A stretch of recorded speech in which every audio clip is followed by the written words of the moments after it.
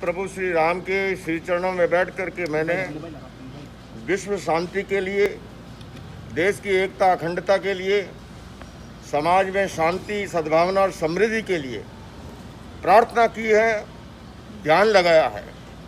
जो कुछ भी घटनाक्रम रामलीला मैदान में घटा, लाखों की भीड़ के बीच में जिस निर्भीकता से मैंने विचार रखे, ये प्रभु श्री राम की ही शक्ति थी, ये प्रभु श्री आदिनाथ की ही शक्ति थी। इसलिए मैं भगवान आदिनाथ के मंदिर में, प्रभु श्री राम के मंदिर में, हनुमानगढ़ी में, क्योंकि भारतीय संस्कृति कहती है कृतज्ञता से बड़ा कोई धर्म नहीं है और कृतघ्नता से बड़ा कोई पाप नहीं है। और जब मैं ध्यान लगा रहा था, उस दिन भी अदृश्य शक्ति सहयोग कर रही थी और आज की शक्ति से तो मैं सरोवार हो गया हूँ और यह संकल्प लेके जाता हूँ कि पूरे भारत को विश्व गुरु बनाने के लिए जितने धर्म यहाँ उत्पन्न हुए हैं, जिनको मातृभूमि से प्यार है, जिनको भारत माता की जय बोलने में गुरेज नहीं है, जिनको वंदे मातरम कहने में परेशानी नहीं है, उन सबको जोड़ूंगा, क्योंकि अलग है नहीं। चाहे हिंदू हो, चाहे जैन हो, चाहे बौद्ध हो, चाहे सिख हो, हम सबको मिल कर के भारत कैसे विश्व गुरु बने, भारत कैसे जगत गुरु बने, अखंड भारत का कैसे निर्माण हो, और उसके लिए मैं अब अपना जीवन समर्पित कर रहा हूं और उसके लिए मैं कार्य में लग रहा हूं। इसीलिए मैं प्रभु श्री राम के दरबार में, प्रभु श्री आदिनाथ भगवान के दरबार में हनुमानगढ़ी में उपस्थित हुआ हूं। और हिंदू और जैन अलग है ही नहीं। हमारे यहाँ प्रातःकाल नमस्कार मंत्र का स्मरण करते हैं, उसी तरह 16 सतियों का जाप करते हैं। अंजना सती, पवन पुत्र उनके अंजना सती पुत्र हैं हनुमान जी, सीता जी 16 महासतियों में हैं। तो ये कहना कि अलग, हम सब एक हैं और हम सब का कर्तव्य है कि जिस भारत माता की मिट्टी में हम पैदा हुए हैं, अपने जीवन काल में उसको वैभवशाली बनाएं, उसको गौरवशाली बनाएं, उसका गौरव बढ़ाएं।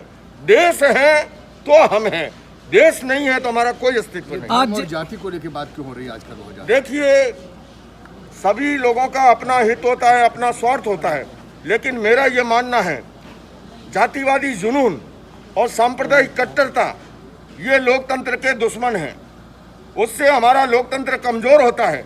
हम सबको जातियों को और संप्रदाय में बांटने की बजाय हम सब भारतवासी हैं।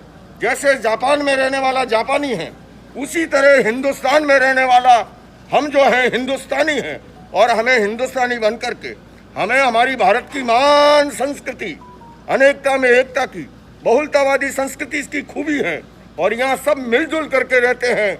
लेकिन मिलजुल कर रहते हुए हमें मातृभूमि के ऋण को नहीं भुलाना है, उसके गौरव को बढ़ाना है, तभी हमारे जीवन की सार्थकता होगी। राजनेता ये बात नहीं समझते जी, राजनेता ये बात नहीं समझते जो आप समझा रहे हैं। राजनेता हाँ, कि जो जाति नहीं समझना, देखिए सभी समझते हैं, पर जब अपने व्यक्तिगत हित राष्ट्रीय हित से बड़े हो जाते हैं तब वो आदमी उन चीज़ों को भुला देता है। हम सबके नज़र में ये होना चाहिए, पहले हमारा देश है, उसके बाद में जाति धर्म संप्रदाय पार्टी ये सब नंबर 2 हैं। पहले हमारा देश है।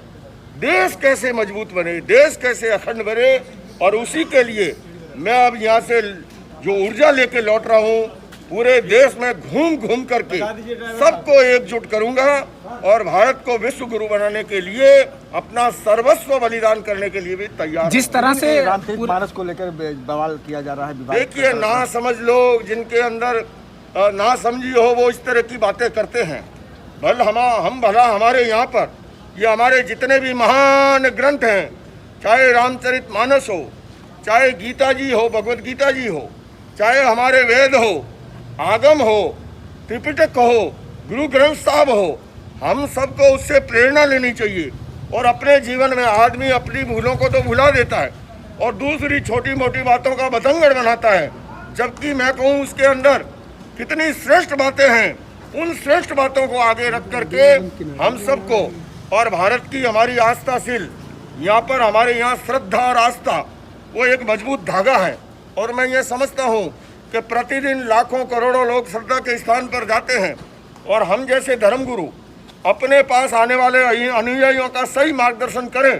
सरकारें जो करोड़ों रुपए खर्च करके काम नहीं कर सकती, वो काम आसानी से होना चाहिए, हो सकता है। हम सबको मिलकर के पर्यावरण प्रदूषण के लिए हम सबको मिलकर के नशे के खिलाफ मुहिम चलानी चाहिए।